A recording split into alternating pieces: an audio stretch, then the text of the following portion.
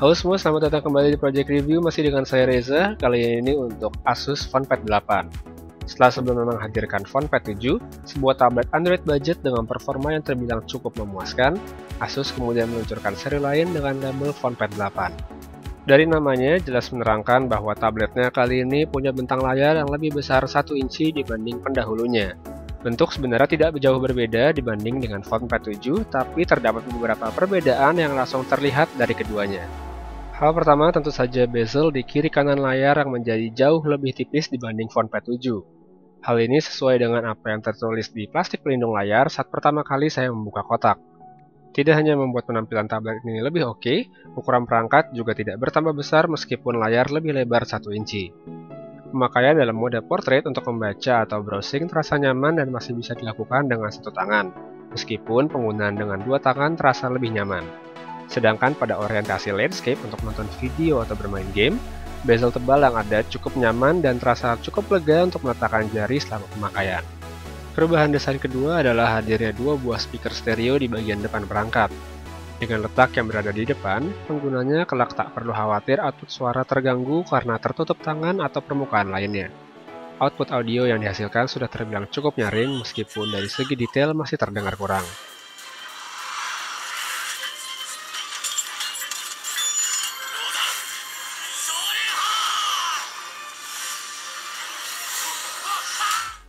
Poin ketiga yang berubah pada Fonepad 8 adalah material yang digunakan pada cover belakang.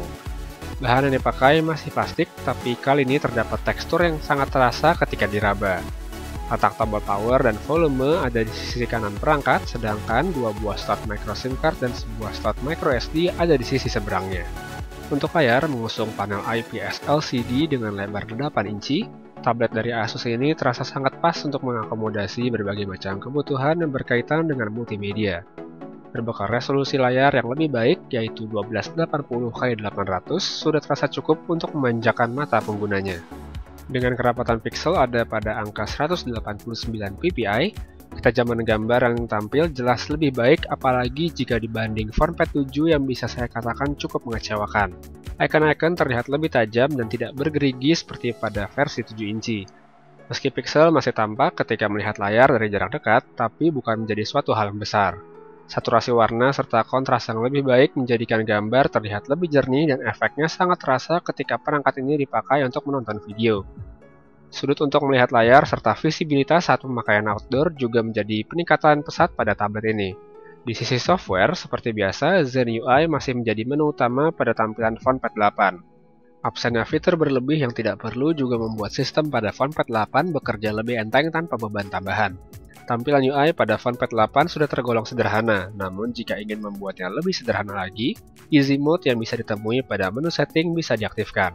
Prosesor Intel Atom Z3530 1,3 GHz 64 bit dengan 4 inti serta RAM 2 GB menjadi andalan dari Fonepad 8. Dengan tenaga 2 kali lipat daripada Fonepad 7, performa yang ditawarkan pun mengalami peningkatan yang cukup signifikan. Tidak ada tugas yang tidak bisa dijalankan dengan mulus selama memakainya. Akses ke media sosial, browsing, membaca artikel lewat Flipboard atau lainnya bukan hal yang sulit untuk dikerjakan dengan tablet berbasis KitKat versi 4.4.2 ini. Game seperti Angry Birds Transformers, Spider-Man Unlimited, Riptide GP2, dan Modern Combat 5 bisa dimainkan dengan nyaman. Meski begitu, ada catatan khusus untuk GPU VR Series 6 yang tersemat pada Fonepad 8. Meski bisa menjalankan berbagai macam game di atas tanpa mengalami drop pada FPS, namun tidak adanya dukungan anti-aliasing membuat grafis yang ditampilkan kurang enak dilihat. Gerigi-gerigi di sekitar objek di dalam game bisa dilihat jelas kalau sedang memainkannya. Bagi pengguna yang tidak memakai tablet ini untuk banyak bermain game, mungkin tidak akan menjadi masalah. Namun jika kebutuhannya untuk game, maka poin ini bisa menjadi nilai minus yang cukup besar. Untuk urusan baterai, kapasitas yang ada cukup besar yaitu 4000 mAh. Dengan penggunaan yang standar dan tidak terlalu sering, tablet ini mampu menyala 2-3 hari dalam sekali charge. Sedangkan bagi para power user, kapasitas tadi mampu mendukung aktivitas lebih dari 30 jam. Karena memang tablet bukan diperuntukkan untuk mengambil foto, rasanya wajar jika bagian yang satu ini hampir selalu menjadi yang dikesampingkan. Resolusi kamera pada Fonepad 8 sebenarnya sudah tergolong tinggi untuk sebuah tablet, yaitu 5 megapiksel di bagian belakang dan 2 megapiksel di depan. Bicara kualitas, foto yang diambil menggunakan Fonepad 8 hanya bisa dikategorikan cukup baik saja. Dengan resolusi yang rendah tadi, jangan berharap banyak bisa mengambil foto tajam dan punya detail yang baik. Hal yang sama juga berlaku untuk kamera depan yang memang biasa-biasa saja. Meski begitu, tetap saja kualitas keduanya tidak bisa dibilang jelek di kelasnya. Sekedar mengabadikan momen, berselfie, atau video call masih bisa diakomodasi dengan cukup baik selama kondisi cahaya memadai. Absennya LED flash perlu diperhatikan sehingga rasanya jangan berharap untuk bisa berfoto dalam kondisi remang sehingga rasanya lebih baik menggunakan kamera ponsel saja. Secara keseluruhan, paket perangkat bernama Asus FunPad 8 ini merupakan salah satu tablet Android bagus dengan harga yang terjangkau. Desain mengalami beberapa perubahan yang membuatnya tampil lebih keren dibanding FunPad 7. Layar yang lebih lebar serta resolusi lebih tinggi memberikan pengalaman yang cukup baik di aspek multimedia. Tidak hanya desain, paket prosesor dan RAM yang ada juga sudah sangat cukup untuk memenuhi kebutuhan sebagian orang yang memakai tablet. Meski aspek GPU yang kurang dalam anti-aliasing terasa cukup mengganggu mata, namun rasanya tidak semua pengguna akan dipusingkan dengan hal tersebut. Kameranya memang sekali lagi tidak wah, namun karena ini sebuah tablet, rasanya hal tersebut bisa ditoleransi. Harga 2,5 jutaan yang dipatok untuk tablet ini rasanya sudah sebanding dan tidak berlebihan jika melihat apa yang bisa ditawarkan pada pemiliknya. Baiklah, sekian review saya kali ini untuk Asus FunPad 8.